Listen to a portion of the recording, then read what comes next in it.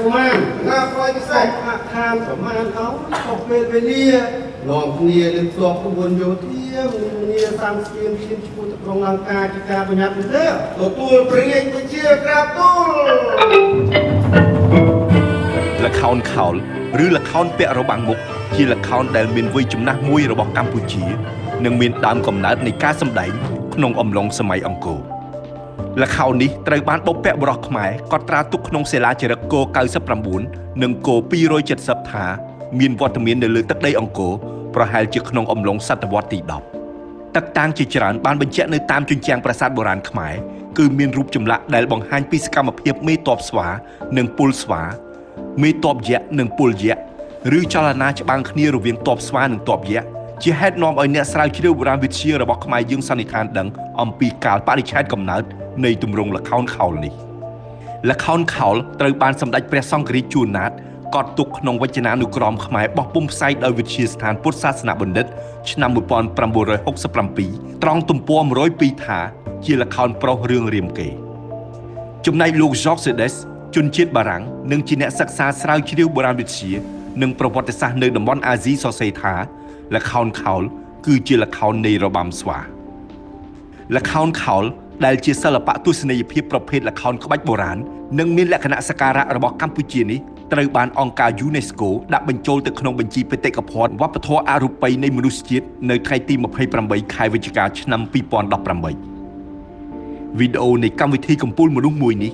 សូមលើកយកប្រវត្តិរបស់លោកសាស្ត្រាចារ្យល្ខោនខោលនិងជាអតីតតួអង្គស្វាសមួយរូបនៃល្ខោនខោលមកបង្ហាញជូនលោកអ្នកបានជ្រាបព្រឹទ្ធាចារ្យយិតសរិនស្ទើរពេញមួយជីវិតដើម្បីតែល្ខោនខោល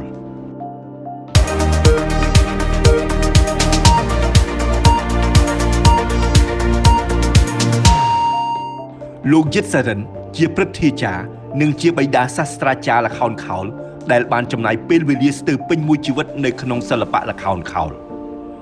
លោកទទួលមរណភាពកាលពីថ្ងៃទី4ខែមីនាឆ្នាំ2017ក្នុងជន្មាយុ91វស្សា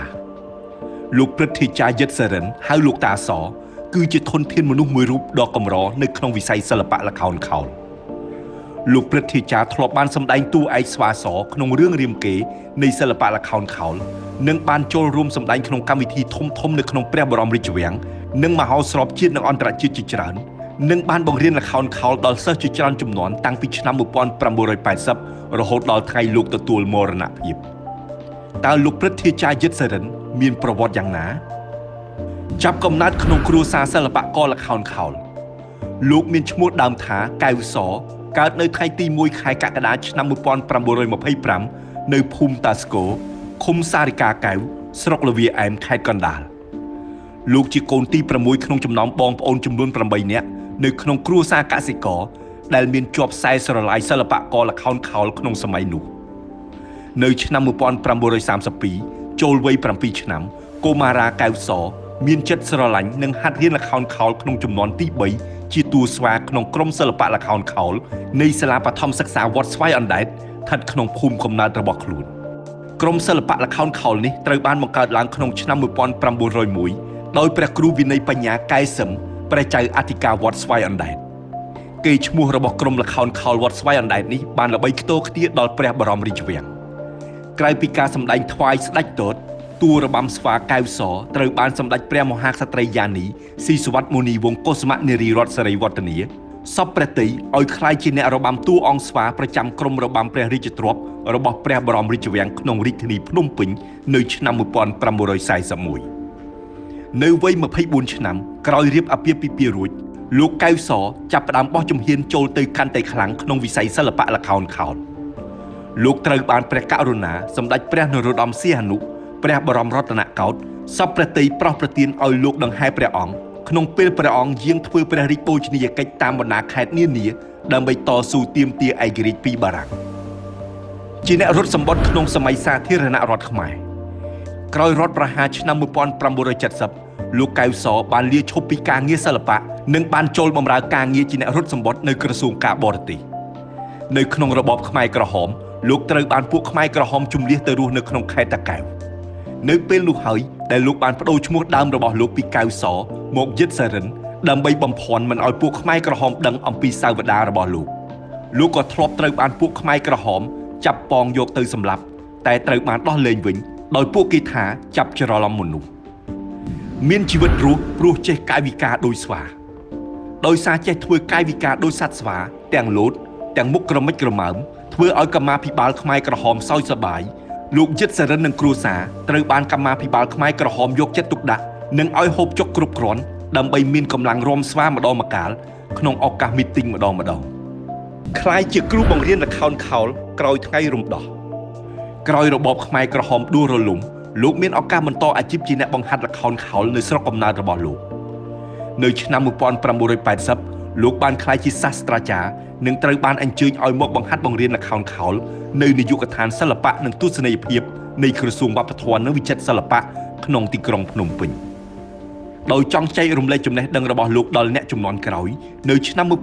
1988បន្ទាប់ពីបានចូលនិវត្តន៍ពីនាយកដ្ឋាននោះលោកសាស្ត្រាចារ្យបានចំណាយពេលវេលាពាក់កណ្ដាលជីវិតរបស់លោកដែលនៅសេសសល់សម្រាប់សិល្បៈល្ខោនខោលជាបន្តទៀតដោយបានបង្ហាត់បង្រៀនទម្រង់សិល្បៈនេះដល់និស្សិតនៅសាកលវិទ្យាល័យភូមិន្ទវិចិត្រសិល្បៈនៅឆ្នាំ1995លោកត្រូវបានគេអញ្ជើញមកបង្រៀននិស្សិតលើមុខវិជ្ជាឯកទេសល្ខោនខោលកាលនៅមានប្រជជនលោកបាននិយាយប្រាប់យើងខ្ញុំថាអ្នកជំនាន់ក្រោយអាចនឹងបន្ទោសអ្នកជំនាន់មុនប្រសិនបើចំណេះដឹងអំពីទម្រង់ល្ខោននេះមិនត្រូវបានថែទាំនិងមិនត្រូវបានផ្ទេរដល់ពួកគេជាកូនសិស្សទេនោះក្រៅពីបង្រៀនលោកក៏បានចងក្រងឯកសារអំពីសិល្បៈប្រវត្តិពិធីសំពះគ្រូនិងវិធីសាស្ត្រក្នុងការដឹកនាំរឿងល្ខោនខោលសម្រាប់មនុស្សជំនាន់ក្រោយផងដែរលោកបានចងក្រងសៀវភៅស្ដីអំពីសិល្បៈល្ខោនខោលខ្មែររឿងរាមកេរ្តិ៍តាំងពីដើមរហូតដល់ចប់ចំនួនជាង100ភាគក្នុងសៀវភៅមរតកមនុស្សរស់លោកព្រឹទ្ធាចារ្យយិតសរិនសរសេរថានៅក្នុងល្ខោនខោលគេពុំចាំបាច់រើសតួស្អាតទេ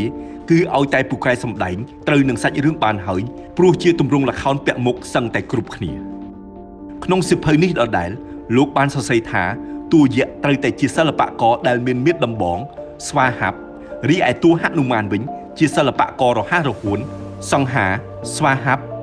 តួពលស្វាជាសិល្បករក្មេងៗមានល្អិតរប៉ិលរពូចតួនាយរូងជាសិល្បករមានរាងសង្ហាខ្ពស់ស្រឡះដៃជើងសមនឹងដងខ្លួនមានលក្ខណៈស្រគត់ស្រគំព្រោះជាតួឯកប្រុសក្នុងរឿង